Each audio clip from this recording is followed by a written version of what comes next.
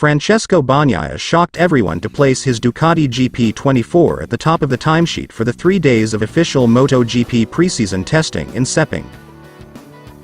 The reigning MotoGP world champion not even among the top 10 on the first day, but as we expected, he made a progress on the second day with a 1 minute 57.469 seconds, more than 1.3 seconds faster.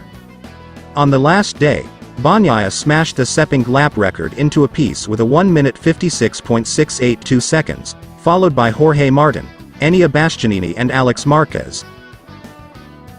All of them did lower than 1 minute 57, fantastic. Those meant that the Ducati Desmosedici is still much superior compared to the rivals. The Aprilia factory also has worked very well on aerodynamics, which has given Aleix Espargaro weapons to secure the last spot on top 5. Although in a group, the Catalan says they still suffer. The Gresini's newcomer Marc Marquez was next on the timesheet. His mentality was proven so strong even suffered a ton of problems on the opening day. The 8-time world champion climbed to a below the circuit's pole record. Brad Binder made a late run to improve his time by 1 minute 57.307 seconds and finishing P7 at the lap 55 over 57. Fabio di Giannantonio finished 8th, who begins the 2024 in the same form as he finished last season. At the moment, he's faster than his new teammate Marco Bezzecchi, who suffered a fall in the last half hour of the third day. It didn't seem as a good start for the Italian. He finished 17th on Thursday and 15th in the combine.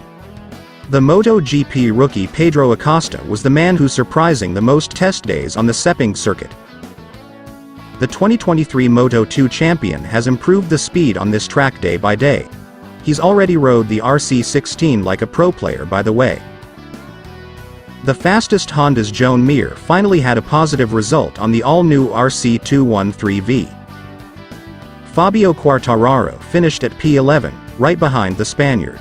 On Wednesday, El Diablo tops the speed chart with 338.5 km per hour thanks to the new powerful inline 4 engine as he requested, but it's not enough to be among the top 10 on the final day test. The Frenchman leaves Malaysia bringing a lot of question in his head. We could say the Iwata manufacturers made big improvement, but the competitors did better. Something unusual happened to Maverick Vinales and Luca Marini, who, well known as the specialist of the preseason test, they were on the lower pack of the timesheet with the already more than a second off the leader.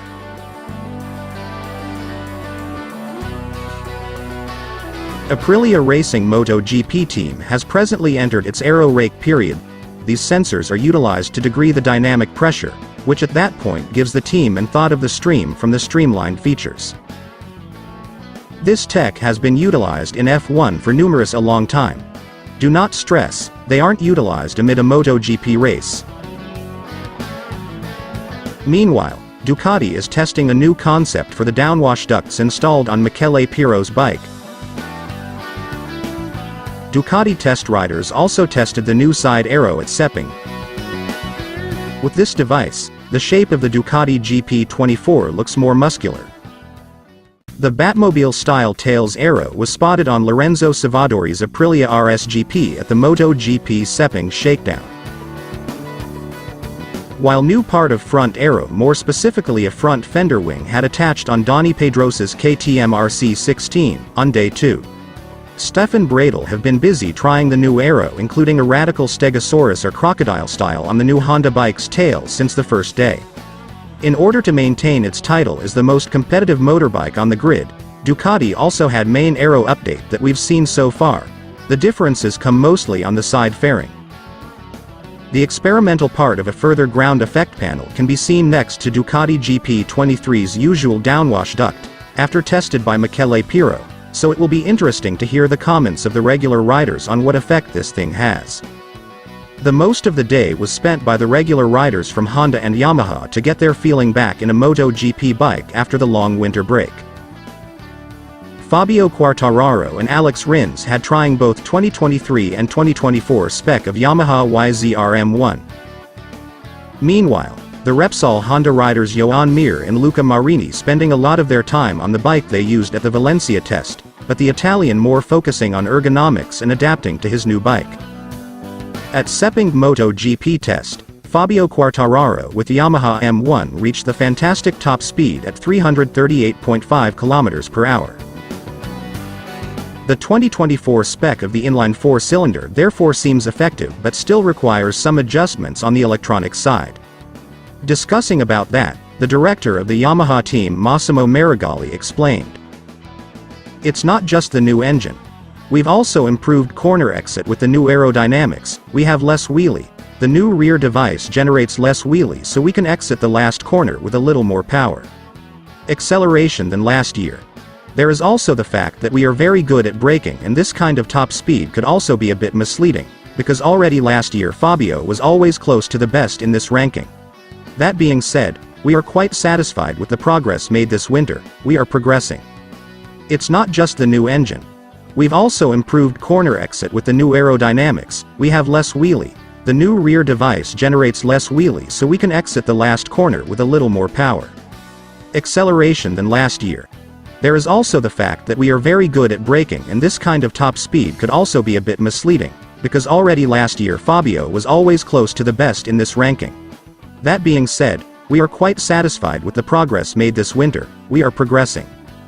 The Yamaha's braking efficiency is something that pleasantly surprised newcomer Aleix Rins. Braking is one of the strong points of our bike, Marigali said. He is still looking for the limit, he can always do a little more. Since he got on the bike in Valencia, he felt that braking was really a strong point of the Yamaha and he worked to reach the limit. In Sepang, Yamaha didn't bring the spectacular aerodynamic innovations like the rivals, but after testing different setups, both Fabio Quartararo and Aleix Rins finally found the base configuration to start the season. In fact, it is the best compromise, it is the specification with which we will start the season.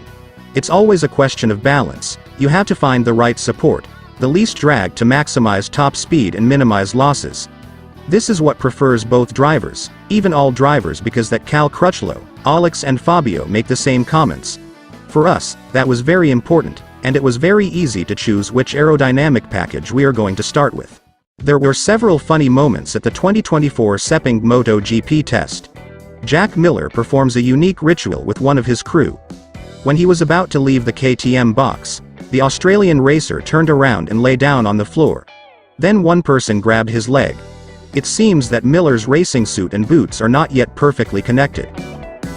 Jack Miller is indeed one of the nicest people on the MotoGP grid.